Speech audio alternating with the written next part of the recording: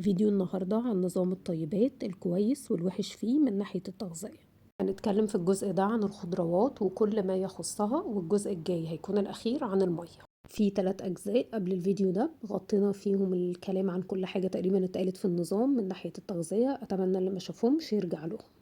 نتكلم عن الألياف والأنواع بتاعتها، وهل هي مفيدة ولا ضارة، بتتهضم ولا لأ، بتعمل مشاكل مناعية ولا ايه القصة دي. هنتكلم برضو عن الميكروبيوم وايه علاقته بالألياف. هنتكلم برضو عن المواد اللي تسمى مجازا كده المضادة للتغذية زي الليكتنز والأوكزاليتس، وبعض المواد الأخرى. هنتكلم عن قصة الرش والمبيدات وإزاي نحاول نقللها على قدر المستطاع، وهل الخضروات الأورجانيك أفضل ولا الخضروات العادية اللي من السوبر ماركت، ولا إيه النظام في القصة دي. أخيرا إيه أشهر الخرافات عن الخضروات، ونشوف إذا كانت هي حقيقة فعلا علمية ولا غلط. وهنتكلم في الجزء الجاي عن المية وكل الخرافات حول الماء والكميات اللي محتاجينها والديهايدريشن والفوائد بتاعة المية. طيب الخضار ده عبارة عن إيه؟ هو أجزاء نباتية صالحة للأكل، بتتنوع ما بين الجذور مثلا زي الجزر، الأوراق زي السبانخ والجرجير، الثمار اللي هي من ناحية نباتية كأنك بتعملها كده معاملة الفاكهة، بس احنا بنقول عليها خضار، اللي هي زي الطماطم والفلفل مثلا. من الناحية الغذائية الخضروات دي مصدر هايل للألياف والمعادن والفيتامينز والمضادات الأكسدة وحاجة اسمها فايتوكيميكالز. دي مركبات النبات بيعملها بيدافع فيها عن نفسه من الأمراض، من الأشعة الفوق بنفسجية، من الحشرات وهكذا.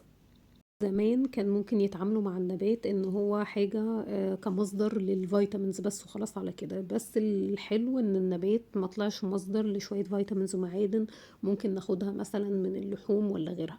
النبات مصدر هائل للألياف، ده يمكن من اكتر فوائد النبات. لما بناكل نشويات بتتحول لجلوكوز، لما بناكل مثلا لحوم بتتحول لأحماض أمينية. لكن لما نيجي ناكل النباتات اللي فيها نسبة ألياف عالية، إيه اللي بيحصل؟ الألياف ما بتتهضمش، بتطلع على القولون، وهنا يبتدي الرحلة الكبرى لفوائدها. القولون ده مش مجرد أنبوبة بتعدي فيها الفضلات الله يعزكم، لكن هو مكان فيه تريليونات من البكتيريا. في فيديو انا عاملاه عن الميكروبيوم، ممكن ترجعوا له لو حد حابب يعرف تفاصيل اكتر عن قصة الميكروبيوم ده. بس ملخصا كده الميكروبيوم ده هو عقلك التاني. كل ما نبقى عندنا ميكروبيوم صحي، كل ما صحتنا تبقى احسن، مناعتنا تبقى احسن، وزننا يكون احسن، الكريفنج والاحساس ان انا عايزة الخبط كل شوية كل ما يقل. كمية تحسن في الصحة والمناعة والمزاج لا تتخيله من مجرد بس ان انت بقى عندك ميكروبيوم صحي. المهم الألياف لما توصل القولون تبتدي البكتيريا النافعة دي تاخدها هي كمغذيات تتغذى عليها. لما تتغذى عليها هيبتدي يطلع لنا حاجة اسمها أحماض دهنية قصيرة السلسلة شورت تشين فاتي أسيد. طيب زي ايه؟ زي البروبيونات، زي الأسيتات، زي البيترات. هنتكلم دلوقتي عن البيترات. مفيدة جدا جدا لأنها تعتبر المصدر الرئيسي لتغذية وتجديد خلايا بطانة القولون. بتقوي الحاجز المعوي فما يتسربش أي مواد ضارة للجسم. بتقلل الالتهاب داخل الأمعاء، بتخلي مناعتنا أحسن. حاجة زي البروبيونات مثلا بتروح على الكبد مباشرة بعد امتصاصها، بتساهم في تنظيم إنتاج الجلوكوز. الأسيتات مثلا مصدر طاقة للعديد من أنسجة الجسم، بالإضافة إنها بتساعد في جعل بيئة القولون مناسبة أكتر لنمو البكتيريا النافعة. طيب هل كل الألياف واحدة؟ كل الخضروات فيها نفس نوعيات الألياف؟ الإجابة لأ، في نوعين من الألياف، في soluble fibers وفي insoluble fibers، ألياف ذائبة وألياف غير ذائبة. الألياف الذائبة اللي هي بتمتص مية وتبتدي تعمل زي كأنها مادة هلامية كده، زي البكتين مثلا اللي موجود في قشرة التفاح. الألياف دي وظيفتها إن هي بتحسن حركة الأمعاء، فيعني بتقلل حدوث إمساك، تخلي سكر الدم رفعته أقل شوية. من الحاجات اللي بتساعد على الشبع إن أنا لما باخد ألياف أكتر كل ما أنا سكر دمي مستقر أكتر، شبعان أكتر. وبرضو بتغذي البكتيريا عشان تطلع لنا الأحماض الدهنية قصيرة السلسلة اللي قلنا عليها. موجودة فين السولوبل فايبرز أو الألياف الذائبة دي؟ زي ما قلنا في البكتين، ده موجود في التفاح والجوافة والحمضيات مثلا. ايه تاني؟ الانولين ده موجود في البصل والثوم. حاجة تانية اسمها ألياف غير ذائبة، وظيفتها إن هي بتسرع حركة الأمعاء وبتخلي الفضلات أكثر ليونة، فما يحصلش أي إمساك ولا أي مشاكل. من الأمثلة عليها السليلوز اللي موجود مثلا في الخس والكرنب. فيعني ملخصا لما بناكل نباتات مختلفة احنا بناخد الياف الذائبة دي والياف غير ذائبة، بحسن صحة الميكروبيوم بتاعي، بطلع الاحماض الدهنية، بحسن حركة الامعاء، بقلل الامساك، بقلل المشاكل بتاعة الجهاز الهضمي. فميكس فوائد حلو كده. الملخص ان كده مش كل الالياف وظيفتها ان هي تحسن حركة الامعاء بس، لا، في مجموعة من الالياف من الوظيفة الرئيسية بتاعتها ان هي بتغذي البكتيريا اللي بتطلع لنا المواد المفيدة دي. بس ليها أثر جانبي كده إن هي ممكن تزود الغازات مثلا شوية. ده مش معناه إن الخضار سيء، ده بيكون نتيجة تخمر الألياف اللي موجودة في البصل مثلا والثوم. لو لاحظت شوية غازات مثلا بعد ما انت بتاكل حاجة بالبصل او الثوم، ده حاجة طبيعية. اما لو انا بطني وجعاني ومتألم جدا ومعدتي منتفخة خالص، لا، يبقى كده ايه، محتاجين نوقف الكلام ده شوية ونعالج اصلا المشكلة بتاعة الجهاز الهضمي نفسه قبل ما ناخد خضروات كتيرة. مش الحل ان انا همنع الاكل كله للابد، انا بعالج نفسي وابتدي ادخل الاكلات اللي عايزها بالتدريج. للناس الطبيعية عشان نقلل من موضوع الغازات ده محتاجين ان احنا نشرب مية كويس، ده اولا. ثانيا ما ينفعش اكون حد ما بياكلش اي سلطات خالص وفجأة اقوم مدخل كل يوم طبق سلطة كبير قد كده. خليها بالتدريج، واحدة بواحدة، ومش انواع كتير مرة واحدة. ابتدي بنوع الاول ولا نوعين وزود بالتدريج لغاية ما جسمك يكون قادر يتعامل معاها، وتحس ان انت لما بتاكلها مفيش احساس بانتفاخ رهيب ولا غازات كتير ولا كده. نفس الفكرة بتاعت انت مثلا لما تروح الجيم اول مرة، لما تشيل شوية حديد ايدك بتوجعك وعضلاتك بتشد عليك، فانت تقول خلاص الجيم كده مضر، انا مش رايح الجيم تاني. ده عرض بس جانبي هيتظبط بالوقت مش اكتر. لما جهازي الهضمي يبقى كويس، لما امعائي تبقى كويسة، هقدر اكل خضروات واستفيد منها جدا جدا من غير ما يحصل لي اي اثار جانبية كبيرة ولا احس بمشاكل في الجهاز الهضمي تبقى مضايقاني. طيب ده للناس الطبيعية اللي عندها شوية مشاكل خفيفة مثلا، أو بنحاول نظبط صحتنا بالأكل الصحي والقصص دي. هل في ناس ما ينفعش ياكل خضار على الأقل فترة ما مثلا عشان بتعمله مشاكل؟ أيوة طبعا. في مثلا مرضى السيبو، دول ناس عندهم بكتيريا في الأمعاء الدقيقة بتاعتهم، فلما ياكل خضار البكتيريا بتتغذى على الخضار ده وتعمل مشاكل في الأمعاء، إن هي مكانها الأساسي مفروض يكون في القولون مش في الأمعاء الدقيقة. فدول في الأغلب بيتمنع لهم بعض أنواع الخضار أو أغلب أنواع الخضار عشان عندهم مشكلة صحية لغاية ما تتعالج. في برضو بعض الناس اللي عندها أمراض مناعية أو ارتشاح في الأمعاء أو مشاكل صحية كبيرة، جراحات جهاز هضمي، بيبقوا ممنوعين من الألياف فترة.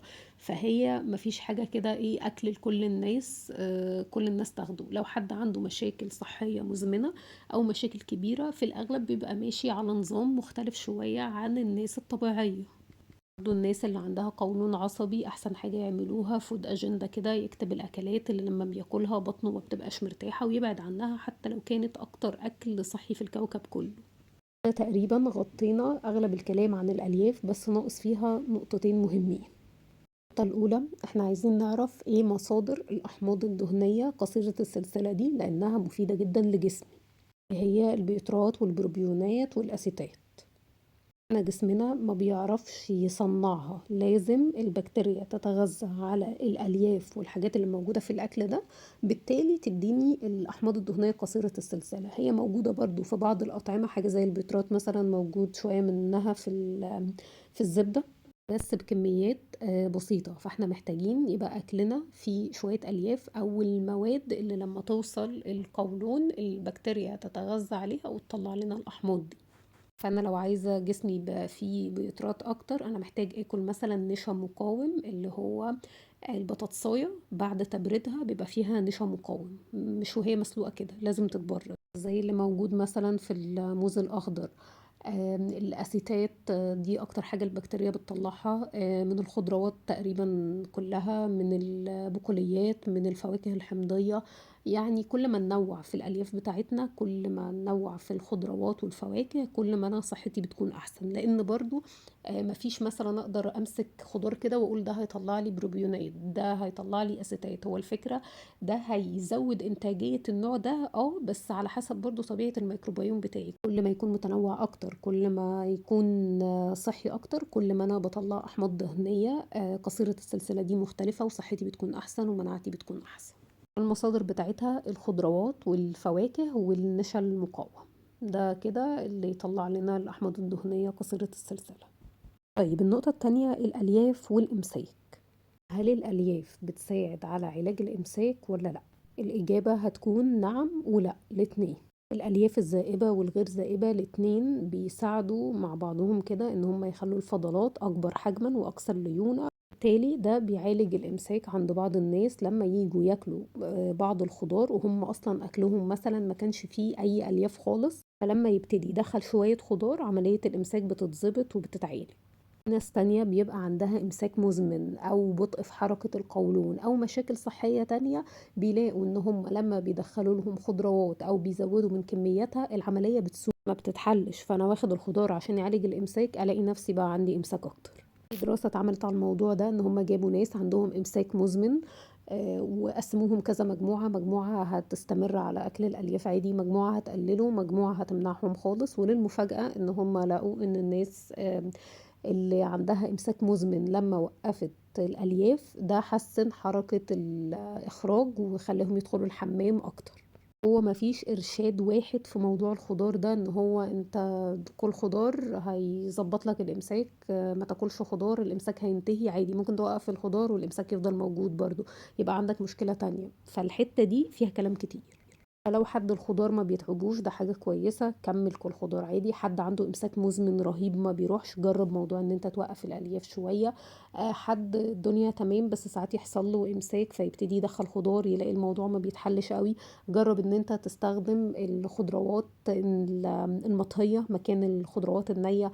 الخضروات اللي هي تبقى سهلة الهضم شوية زي الخيار مثلا، بلاش الخس والكابوتشا والحاجات الورقية في الوقت ده. نقشر الخضار عشان نشيل أغلب الألياف اللي بتبقى صعبة الهضم بتبقى موجودة في القشرة. موضوع الإمساك ده ملوش حاجة واحدة بس إن الحاجة الفلانية بتعمل الإمساك والحاجة الفلانية بتعالج الإمساك، مفيش الكلام ده، ده كلام غير علمي بالمرة. طيب كده الألياف ضارة ولا مفيدة؟ لا هي مفيدة، من ناحية مفيدة فهي مفيدة جدا في دعم صحة الميكروبيوم، في إنتاج الأحماض الدهنية قصيرة السلسلة، تظبيط مستويات سكر الدم، فيها 40,000 فايدة. بس في حتة الإمساك زي ما قلت كده في نظريات بتدعم ونظريات بتنفي. طيب كده الخضار حلو ولا سيء ولا ايه النظام بتاعه؟ احنا اتكلمنا عن فوائد الخضار سريعا، بس في حاجة حابة أركز عليها. خضروات فيها أكتر من 25 ألف فايتوكيميكالز ولسه بيكتشفوا في المزيد منها. المواد دي مش مهمة للحياة زي فيتامين سي مثلا، النبات أصلا بينتج المواد دي لنفسه. غالبا المواد دي هيبقى ليها علاقة بفكرة ان دايما الناس اللي بتاكل خضار وبتنوع فيه بيبقى خطر الأمراض المزمنة عندهم أقل من الناس التانية. الفايتوكيميكالز دي تقريبا أكتر حاجة مميزة في الخضروات، بتدي اللون والطعم والريحة، بتخلي الحشرات تبعد عن النبات، بتبقى مضادة للأمراض، مضادة للمشاكل اللي ممكن تحصل للنبات، زي الكاروتينات اللي بتبقى موجودة في الجزر مثلا فتدي اللون الأصفر. كذلك البطاطا والقرع لما احنا ناكلها بتتحول لفيتامين ايه بس حسب الحاجة اللي جسمي محتاجها. الليكوبين اللي موجود مثلا في الطماطم والبطيخ بيدعم صحة الجلد وبيدعم صحة القلب. الأنسوسيانينات اللي بتبقى موجودة في البتنجان، كل الحاجات دي وأكتر منها على حسب الألوان كلها تعتبر مضادات أكسدة قوية جدا، بتحارب الالتهاب وبتقلل خطر إصابتنا بأي أمراض. ده مش دورها بس إن هي مضادات أكسدة، هي أكتر من كده.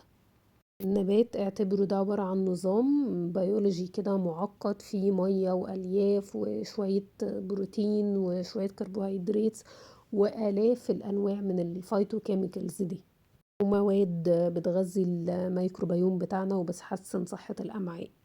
طيب لو أنا حد سليم وما عنديش أي مشكلة وقررت إن أنا أحذف الخضار، في مشكلة ولا لأ؟ في البداية مش هيكون في أي مشكلة خالص، لأن الجسم بيبقى عنده مخازن من الفيتامينز والمعادن والحاجات دي. بعد فترة لو انت نظام غذائك مفهوش ألياف مفهوش تنوع، هتلاقي نفسك بتفقد مجموعة من الفيتامينز والمعادن، وتنوع بقى الألياف اللي بيخلي فيه تنوع في الميكروبيوم غير المركبات اللي كنا بنتكلم عنها اللي هي الفيتوكيميكالز. طيب ده في حالة لو انا اكلي اصلا يعني مش اللي هو صحي قوي، وشوية بمشي على لايف ستايل صحي وشوية لأ.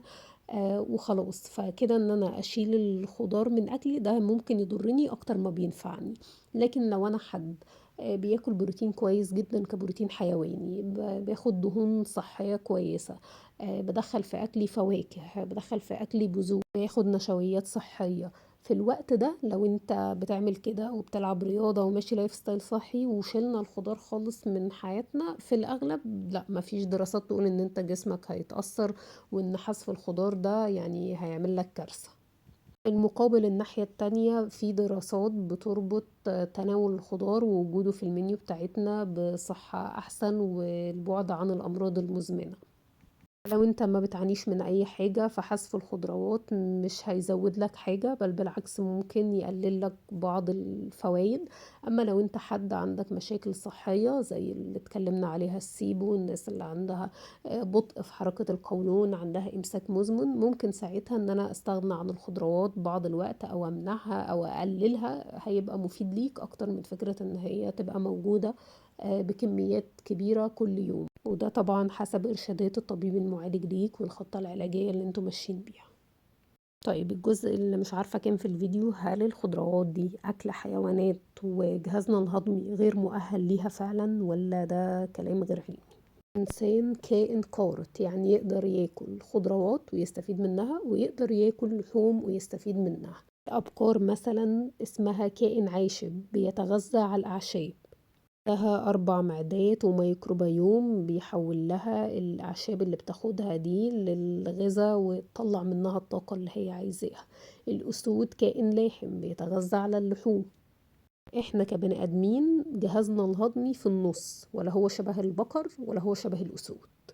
من الناحية التشريحية والفسيولوجية احنا عندنا أسنان وعندنا ضروس نقدر نستخدمها في تناول الخضروات وتناول اللحوم.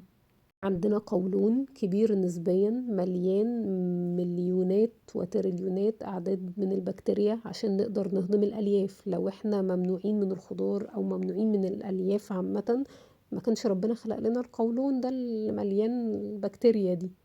الأسود والكائنات اللاحمة جهازها الهضمي أقصر مننا بكتير، واحنا برضو أقصر من البقرة بكتير. فيعني احنا بني آدمين، ولا احنا بقر ولا احنا أسود.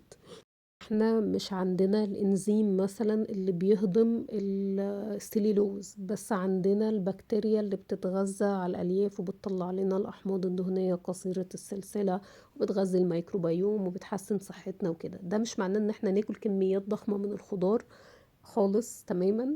ده معناه ان احنا عادي مؤهلين ان احنا ناكل خضار وهنستفيد منه عادي، ومش هيحصل لنا مشاكل لو احنا ناس سليمه صحيه. طيب ايه تاني موجود في الخضروات؟ موجود حاجة اسمها مواد مضادة للتغذية زي الليكتنز اللي موجود في البقوليات مثلا. اسمها مواد مضادة للتغذية عشان المواد دي بتتحد مع بعض العناصر فبتقلل امتصاصها في الجسم، فبتتقال مجازا كده دي مواد مضادة للتغذية. النبات ما بيعرفش يجري، ما بيعرفش يهرب من مكانه، فعمل زي ديفنس ميكانيزم كده، طريقة دفاعية ان هو يطلع المواد دي، يخلي هضمه صعب شوية، اقل استساغة، فالبذور تبقى مرة شوية بحيث ان هو يقلل من ان حد يفترسه كحيوانات او كحشرات وكده. دي الفكرة بتاعت مضادات التغذية وبتطلع عليه. الحيوانات والحشرات يبعدوا عنه ويطلع سموم ضد الفطريات ضد الميكروبات وهكذا. أشهر المواد دي هي الليكتنز اللي موجودة في البقوليات، وده من الأسباب الكبيرة اللي بتخلي ناس كتير عندها مشاكل في هضم البقوليات. أي حد هياكل بقوليات وهي مش منقوعة كويس مش مغلية كويس عرضة لمشاكل في الهضم. فعشان نقلل كمية الليكتنز اللي فيها، محتاج ان انت تنقعها ليلة كاملة على الأقل ونغليها غليان حلو كده، فكده هتلاقوا الهضم بتاعها بقى سهل والدنيا سهلة. البقوليات ليها فوائد كتير، من أهمها إن هي مصدر للبروتين النباتي.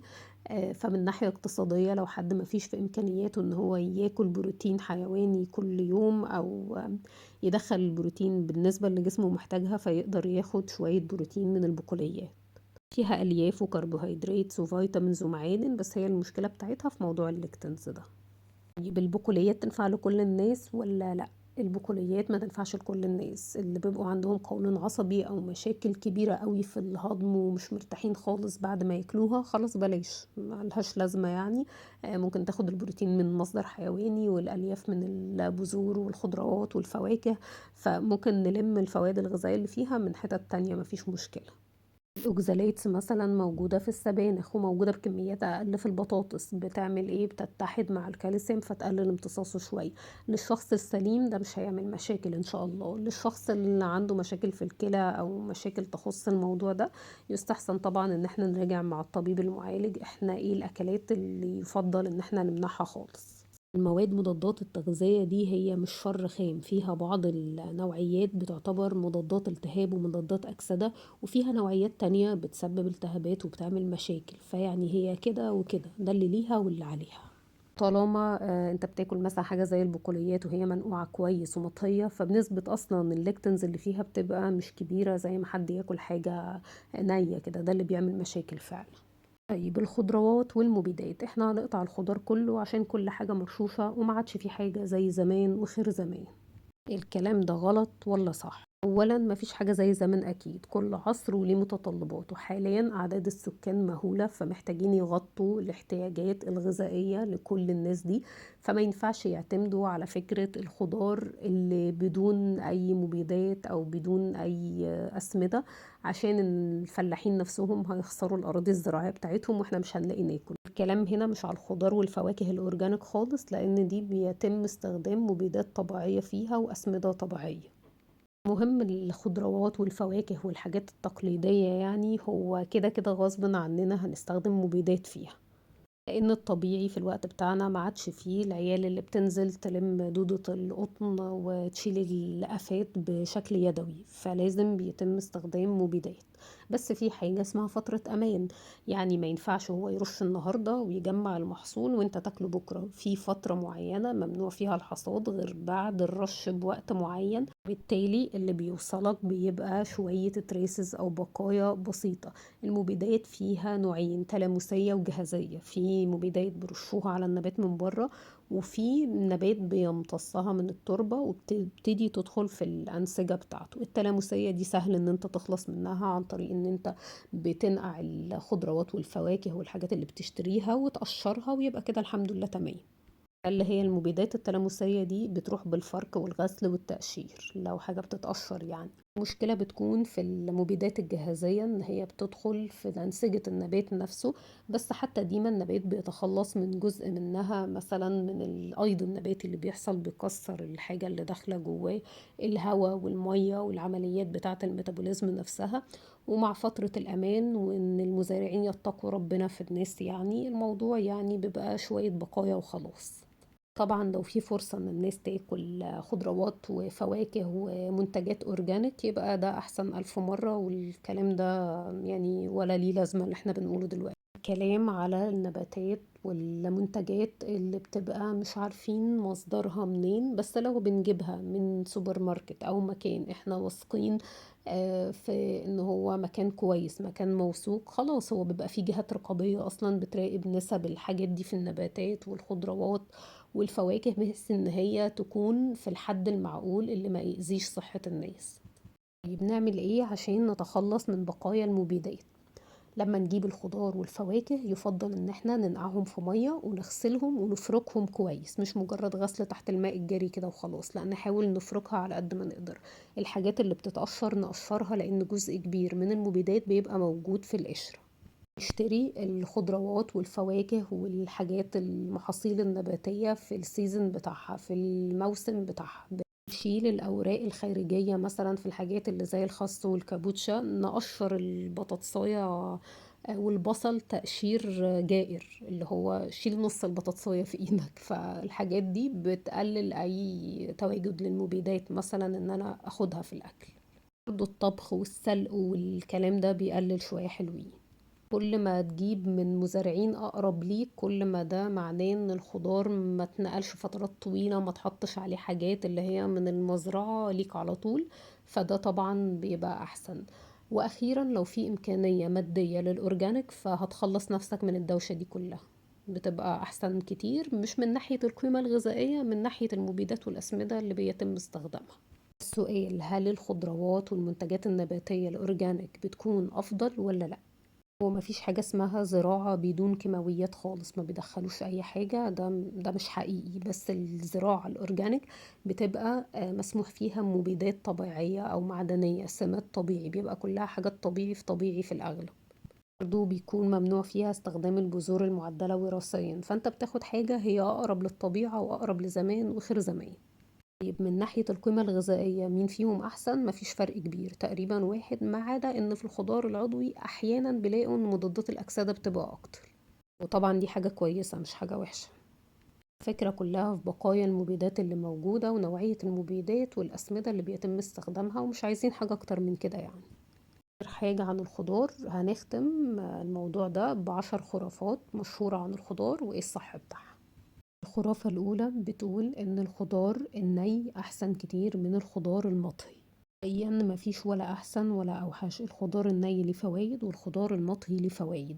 ممكن لما نطبخ الخضروات مثلا فيتامين سي يتكسر، وفي خضروات لما نطبخها بيزيد امتصاص بعض المواد الغذائية اللي فيها، فممكن نجمع ما بين الني وما بين المطبوخ يبقى خدنا كل الفوايد.